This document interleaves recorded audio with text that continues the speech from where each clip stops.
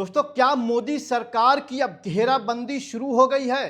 क्या केंद्र की भारतीय जनता पार्टी की सरकार के चारों तरफ से जमीन अब तंग होने लगी है? जिस तरीके से समूचा विपक्ष एकजुट हो गया है, क्या मोदी सरकार अब चंद दिनों की मेहमान है? क्या केंद्र की भारतीय जनता पार्टी की सरकार अब अपनी आखिरी सांसें गिन रही है? जिस तरीके से पश्चिम बंगाल से लेकर दिल्ली तक माहौल गर्म है।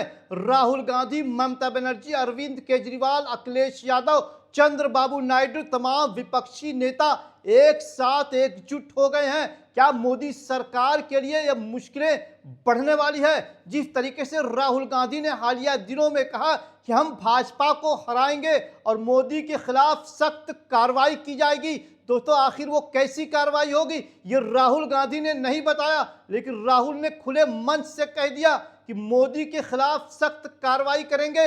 वहीं ममता बनर्जी ने पश्चिम बंगाल से हुंकार भरते हुए कहा कि मैं दिल्ली जाऊंगी और भाजपा की ईंट से ईंट बजा दूंगी।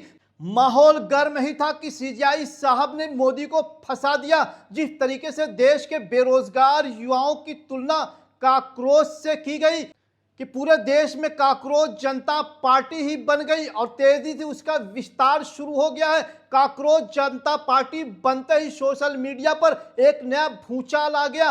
भारतीय जनता पार्टी से ज्यादा बड़ी फैन फॉलोइंग काक्रोच पार्टी की हो गई है। दोस्तों, आपको क्या लगता है कि समूचा विपक्ष और पूरा देश के युवा मिलकर भारतीय जनता पार्टी के लिए कोई नई मुश्किल खड़ी करने वाले हैं? जिस तरीके से नरेंद्र मोदी लगातार कैबिनेट की मीटिंग कर रहे हैं, लगातार तमाम मंत्रियों के साथ बैठकें कर रही हैं, दोस्तों कहीं ना कहीं भारतीय जनता पार्टी के खेमे में खलबली मची हुई है।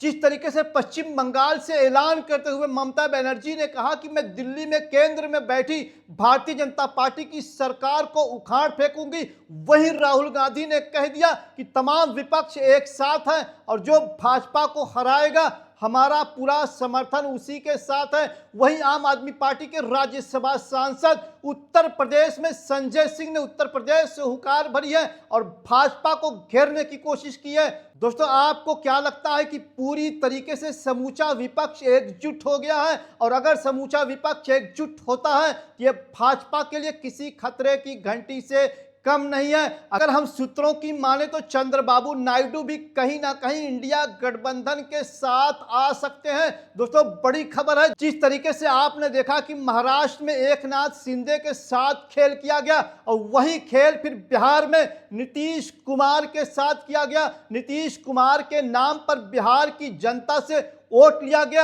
और कुछ महीनों के बाद ही नीतीश कुमार को मुख्यमंत्री की कुर्सी से बेदखल कर दिया गया। दोस्तों, एकनाथ शिंदे और नीतीश कुमार के बाद अब चंद्रबाबू नायडू की बारी आनी थी कि मौका आते ही चंद्रबाबू नायडू ने मौके को समझ लिया और भारतीय जनता पार्टी की चाल को अच्छी तरीके से समझते हुए ममता बनर्जी राहुल गांधी के समर्थन में खड़े होने का कभी भी ऐलान कर सकते हैं। दोस्तों, क्या लगता है कि चंद्रबाबू नायडू इंडिया गठबंधन में शामिल हो जाएंगे? और अगर ऐसा होता है, चंद्रबाबू नायडू और नीतीश कुमार इंडिया गठबंधन में शामिल होते हैं, ये बैसाखियों पर खड़ी सरकार कभी भी अपना दम तोड़ सकती है। यानी नरेंद्र मोदी की सरकार खतरे के बिल्कुल करीब है। अगर चंद्रबाबू नायडू और नीतीश कुमार ने अपना समर्थन वापस लिया तो केंद्र की भारतीय जनता पार्टी की सरकार गिरनी लगभग तय है। जिस तरीके से ममता बनर्जी लगातार हुंकार भर रही है कि मैं मोदी सरकार को गिराकर सांस लूंगी क्योंकि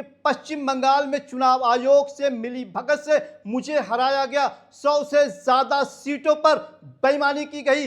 वहीं पूर्व मुख्य चुनाव आयुक्त ने भी बड़ी बात कहते हुए कहा कि ये उम्मीद नहीं थी कि दुनिया के सबसे बड़े लोकतंत्र को इतनी आसानी से हाईजैक कर लिया जाएगा। दोस्तों, आपको क्या लगता है कि भारत के लोकतंत्र का अपहरण हो चुका है? आखिर वो कौन लोग हैं? जिस तरीके से समूचा विपक्ष ज्ञानेश कुमार और चुनाव आयोग पर सवाल उठाता आ रहा है, अब सुप्रीम कोर्ट ने भी इस पर अपनी मोहर लगाते हुए कह दिया है कि आखिर भारतीय जनता पार्टी मुख्य चुनाव आयुक्त और चुनाव आयुक्तों की नियुक्ति में दिखावा क्यों करती है? जब सीबीआई के डायरेक्टर की नियुक्ति में सीजेआई का होना जरूरी है तो चुनाव आयुक्त भारतीय जनता पार्टी अपनी मनमाना क्यों करती है और सिर्फ नेता विपक्ष को दिखावे के तौर पर क्यों शामिल किया गया है। दोस्तों, आपको क्या लगता है कि मुख्य चुनाव आयुक्त की नियुक्ति में राहुल गांधी की चली होगी या जो भी नेता प्रतिपक्ष होगा भारतीय जनता पार्टी उसकी मानेगी? जिस तरीके से राहुल गांधी ने भी लगातार सवाल उठाए हैं। राहुल ने पहले ही दिन कह दिया था पश्चिम बंगाल और असम का चुनाव चोरी किया गया है, बेईमानी किया गया है। दोस्तों, आपको क्या लगता है कि अगर नीतीश कुमार और चंद्रबाबू नायडू इंडिया गठबंधन में आते हैं तो क्या भारतीय जनता पार्टी की सरकार अब गिर सकती है? जिस तरीके से प्रधानमंत्री मोदी लगातार मंत्रियों के साथ बैठक कर रहे हैं, विदेशी यात्रा से लौटने के बाद लगातार वो बैठकें कर रहे हैं।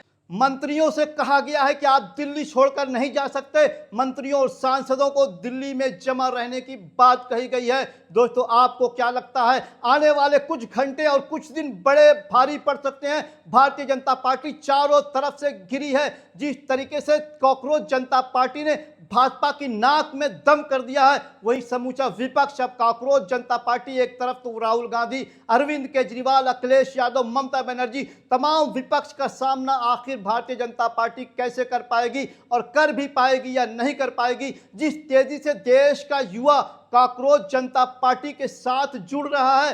दोस्तों, कुछ लोगों ने कहा कि अगर आपने देश को गटर बना दिया तो कॉकरोच पैदा होंगे और ये कॉकरोच अब आपकी सत्ता को निगल जाएंगे। ये जो सत्ता में बैठे दीमक हैं उन्हें ये कॉकरोच खा जाएंगे। दोस्तों, आपको क्या लगता है कि इस देश में आने वाले दिनों में कोई बड़ा सियासी भूचाल आने वाला है? क्या आने वाले कुछ घंटे या कुछ दिन में बड़ा सियासी उलटफेर होने वाला है? दोस्तों, इस तमाम मुद्दे पर आप सब क्या सोचते हैं? कमेंट करके अपनी राय जरूर बताइएगा।